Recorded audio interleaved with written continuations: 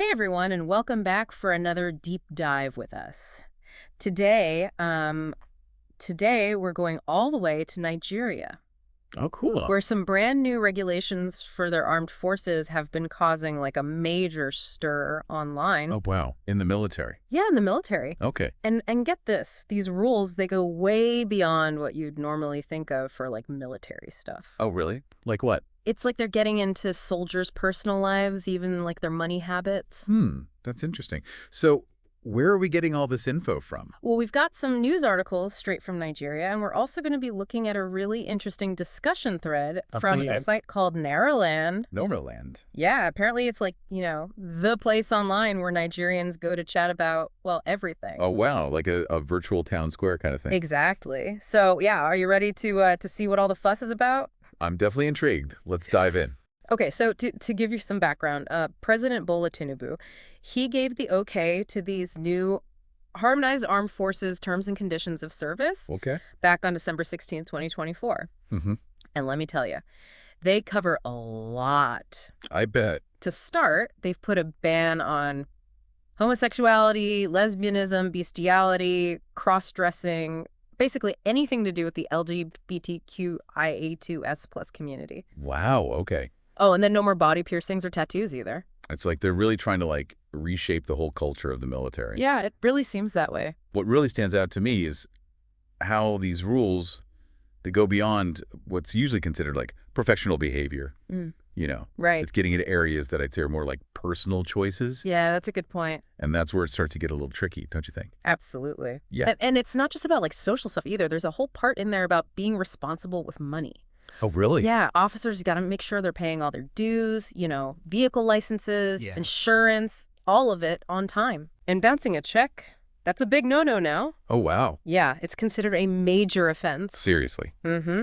Then there are the rules about joining secret societies or political parties, misusing government property, starting up side businesses, and even taking gifts from anyone who ranks lower than them. It's a pretty extensive list. It is. It's a lot to take in. Yeah, it sounds like they're really trying to create a very specific, I don't know, image and code of conduct for their armed forces. Yeah, when you put it all together, it definitely paints a picture of like what they want their military to look like, act like, and just represent, Absolutely. So we've got like the what of these new rules down. Right. But things get really interesting when we look at how people are reacting to them. Okay, so this is where Narrowland comes in. This is where Narrowland gets juicy. I'm ready. Okay, so you've got comments all over the place. I bet. Some people are like totally on board with these bans, and then others are like, how are they even going to enforce all this? Yeah, that makes sense. It's a big change. It is. It's really cool how like a forum like this can show you all these different viewpoints in Nigeria, I can see that, yeah. It's like a snapshot of what people are thinking. Right. Okay, so for example, you've got users like 080 who, well, they think this whole thing shows that Tinubu's not afraid to stand up for what he believes in, even if it makes some other countries upset. Huh. That's an interesting take. It kind of makes you think about like the bigger picture. Right. Yeah, like how these new regulations might affect Nigeria's relationships with other countries, especially those that have different views on LGBTQIA2S plus rights. Exactly. It's definitely something to keep in mind. For sure. Okay, then you've got people like Headmaster who are calling out what they see as like a double standard, Oh, how so? Well, their point is like, why be so strict on military personnel for starting side businesses when you've got politicians doing the exact same thing? I see. It's a fairness issue. Yeah. Like, are the rules being applied equally to everyone? Yep. And that concern about selective enforcement, it comes up again with another user, Throwback. Oh, what do they say? They bring up the judiciary as another example. Okay. Apparently, judges aren't supposed to accept gifts from politicians. Mm-hmm. The Throwback points out that the Chief Justice himself has been seen having dinner with them. Huh. So it sounds like there's a real concern about whether these rules will actually be enforced consistently. Exactly. And that's a big question that keeps coming up in the comments. Makes sense. And we can't forget Finquas, who, well, they're just not very impressed with how things are going in Nigeria in general. Oh, really? What do they say? Their comment was, ban or no ban, Niger still be shithole. Oh, wow. Okay. Straight to the point. Right. Sometimes that brutal honesty is kind of refreshing, though. I can see that, yeah. But then you've got users like Douglemighty17 who are thinking more about the practical side of things. Okay. They point out that tons of soldiers already have tattoos. Yeah, that's true. So how in the world are they going to actually enforce this ban? That's a valid question. It highlights the challenge of, like, putting a rule on paper and then actually making it happen in real life. Yeah, it's easier said than done, right? Right. Yeah. Especially when you're talking about something like tattoos, which are often really personal and have cultural significance. You're right. So, yeah, trying to get rid of those from an entire military force, that's going to be interesting to see how it plays out. And speaking of culture, Yeah. we've got to mention the comment from 10th Man. Okay. They kind of go off on a tangent about their conservative values and even talk about starting a new political party that, aligns with those values. Oh, wow, that's interesting. So even though it's not directly about the regulations, it gives us some insight into how certain groups in Nigeria might feel about these changes. They might be more supportive of these stricter rules, I'd imagine. Yeah, it's a good reminder that these aren't just like abstract rules we're talking Right. about. They're actually affecting real people, with strong beliefs and opinions. Absolutely. It adds a whole other layer to the conversation. So before we get too caught up in individual comments, I want to bring in your expertise here. Okay, shoot. We've seen all these reactions, but what does it all mean? What are the potential implications of these new regulations, not just for the military, but for Nigerian society as a whole? That's a great question. And to really understand what's going on here, we need to look at the bigger picture, like the existing laws and the social context in Nigeria. Okay. For example, they already have the Same-Sex Marriage Prohibition Act from back in 2014, Right. which makes same-sex relationships illegal. So these new military regulations are kind of building on that existing law. Okay, so they're not coming out of nowhere. They're part of a bigger trend. Exactly. Mm. And here's the thing. The document itself doesn't actually say what the punishments are for breaking these rules. Wait, really? Yeah, so that vagueness could lead to inconsistent enforcement and potentially even like abuse or unfair punishments. So it's like they've made these rules, but they haven't really said what happens if you break them. Pretty much. That seems kind of problematic, to say the least. Yeah, it raises some concerns about fairness and due process. Yeah, and like we saw in those Maryland comments, there's already a lot of doubt about how these rules will actually be applied. Right, it's a big unknown. They threw out this giant rule book but didn't include instructions. Exactly. And that lack of clarity is going to have to be addressed if they want to avoid problems down the road. You're absolutely right. It's a recipe for confusion and potential injustice. Yeah. There's another comment I wanted to touch on. Schoonhide brought up a really important point about U.S. aid to the Nigerian military and the whole issue of civilian casualties from airstrikes. Yeah, that comment really gets to the heart of like the moral and ethical dilemmas surrounding military aid. Yeah. We're not just talking about money and equipment. We're talking about human lives. Mm-hmm. And it makes you wonder if Nigeria wants to improve its image, especially with those who are concerned about human rights. Are these new regulations really going to help with that? It's a really good question. It's definitely something to consider as we continue to explore this issue. Absolutely. Now, I want to circle back to something you mentioned earlier about these rules kind of blurring the lines between what's a personal choice versus what should be regulated by the military. Where do you think that line should be drawn? It's a tricky one, isn't it? I mean, think about it. Militaries all over the world, they've always had stricter rules than civilian life, right? Right. They need things like discipline, unity, and a clear chain of command that's kind of baked into the whole military structure. Right, because in a military context, you need everyone to operate like a single unified force. Individualism can be seen as like a threat to that. Exactly. But in today's world, where individual rights are more important than ever, it's getting harder and harder to say what's a personal choice and what's something the military has a right to control. It's a tough balance to strike, for sure. Yeah. Like, take the tattoo ban, for example. In a lot of cultures, tattoos are a form of self-expression, like art that you wear. But to the military, maybe they see them as, disruptive to the uniformity they're trying to project, or even disrespectful to certain military traditions. Yeah, and it's the same with things like hairstyles, piercings, or even political opinions. The military might say, look, these things can affect how the public sees us. We need to project an image of neutrality and discipline. But then the question is, does the military really have the right to dictate those kinds of personal choices, especially when they don't directly affect someone's ability to do their job? Exactly, and that's what's so interesting about these new regulations in Nigeria. They're really pushing the boundaries of what's traditionally been considered okay in the military. It's something that's being talked about all over the world, but Nigeria's approach is definitely raising eyebrows. And we're seeing that debate play out in those Narrowland comments, right? Some folks are totally on board with these stricter rules, while others think it's a major overreach. It's inevitable. Whenever you have changes that touch on people's deeply held beliefs, you're going to get a wide range of reactions. And in a country as diverse as Nigeria, with so many different ethnic groups, religions, and cultures, those reactions are going to be even stronger. Yeah, it's a reminder that we can't just look at these regulations in isolation. We have to zoom out and see how they fit into the larger context of Nigerian society. Absolutely. The social and cultural background is crucial to understanding how these changes will play out. Okay, so I think it's time to talk about the elephant in the room, which is the ban on LGBTQIA2S plus people serving in the military. This is a huge deal with potential consequences that go way beyond the military itself. You're right. This ban doesn't just restrict certain behaviors. It basically says that a whole group of people can't serve their country just because of who they are. And in a country where being in a same-sex relationship is already illegal, this ban just adds another layer of stigma and discrimination. It sends a really clear message. And we have to remember that this is happening at a time when, globally, there's a growing awareness of LGBTQIA2S plus rights. A lot of countries are trying to be more inclusive, especially within their militaries. So Nigeria's stance on this is going to draw criticism from international human rights organizations and could even damage their relationships with other countries. It almost seems like Nigeria is moving in the opposite direction of the global trend. It makes you wonder about their priorities and how they see their place in the world. It's hard to say for sure, but it does seem like the government is putting what they see as traditional values and social order first.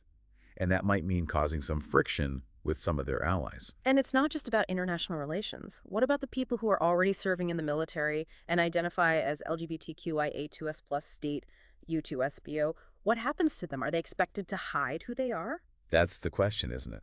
And unfortunately, the regulations don't really give a clear answer. It's possible that some people might feel forced to conceal their identities out of fear, which could lead to a lot of stress and anxiety. Not to mention the talented individuals who might decide not to even consider a military career because of this ban. It seems like it could limit their options and potentially harm the military's overall effectiveness. You've got a point there. By excluding a group of people based on their sexual orientation, they're missing out on valuable skills and perspectives. We've uncovered a lot of potential consequences that maybe weren't fully considered. It just goes to show that even when policies are made with good intentions, they can have unintended effects. It really underscores how important it is to think through policies carefully and consider all the possible outcomes, both good and bad. We've just scratched the surface of this complex issue, but I think it's time to shift our focus a bit and look at the bigger implications of these regulations, both within Nigeria and globally. Sounds good. I'm ready to dive deeper. Because what happens in one part of the world can, have a ripple effect everywhere else. It's true, especially in today's world. Everything's so interconnected. All right, so let's zoom out a bit.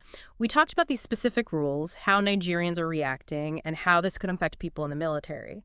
But how does all this fit into, the bigger picture of what's going on in Nigeria, politically and socially? That's the key question, isn't it? Nigeria's got a lot on its plate right now.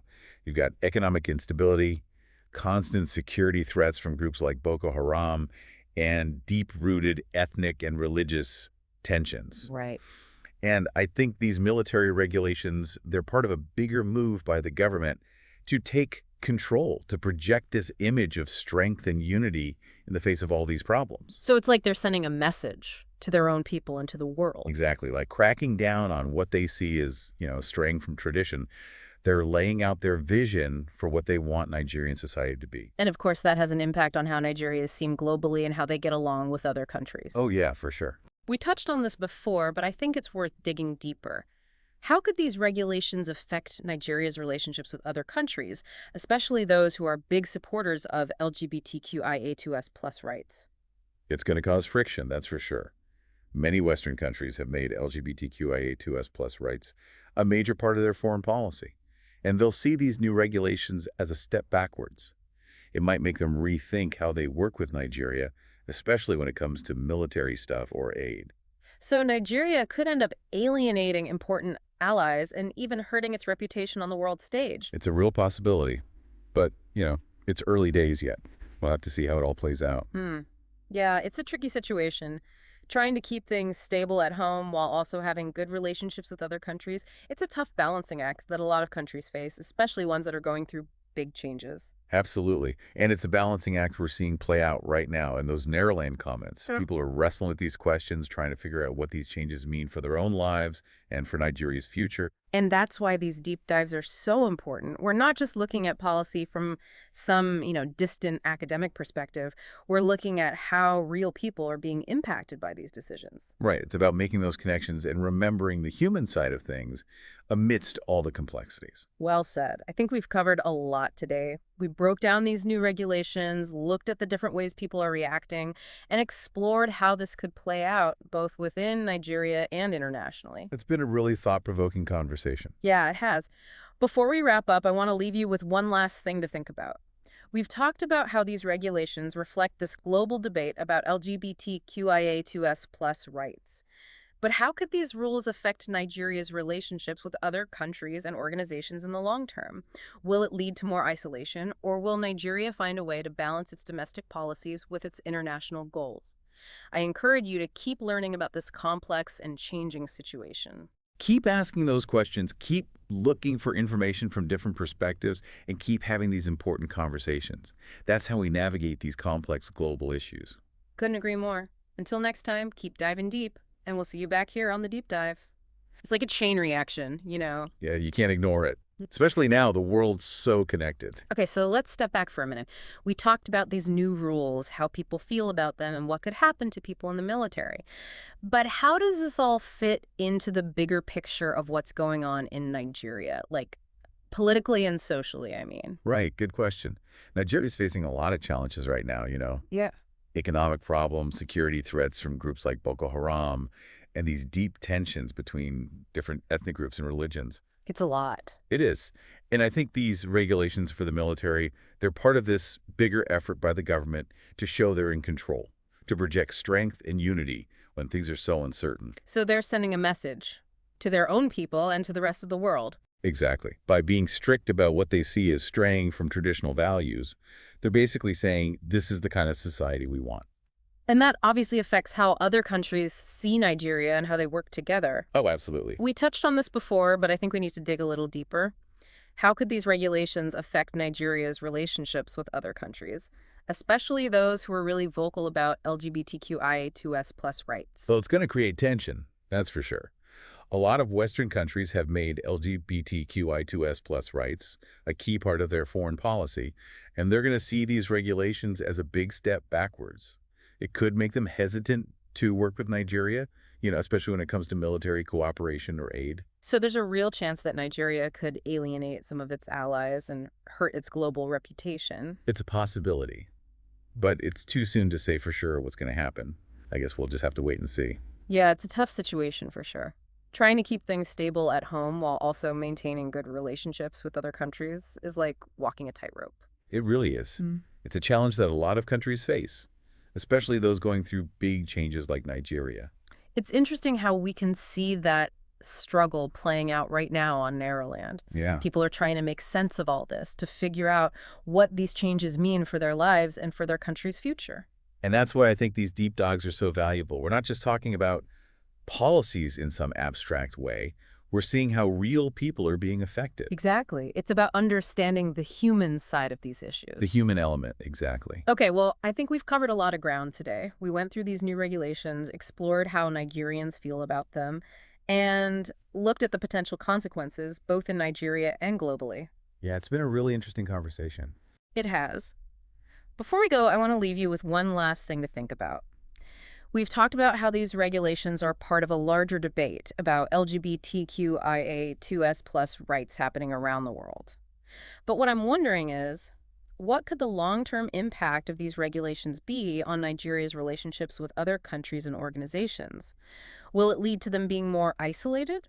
Or will they find a way to balance their internal policies with their goals on the world stage?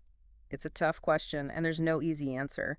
I encourage you to keep learning and thinking about this complex situation. Absolutely. Keep asking questions, look for information from different viewpoints, and keep talking about these issues. That's how we make sense of our complicated world. Well said. Until next time, keep diving deep, and we'll catch you on the next deep dive. See ya!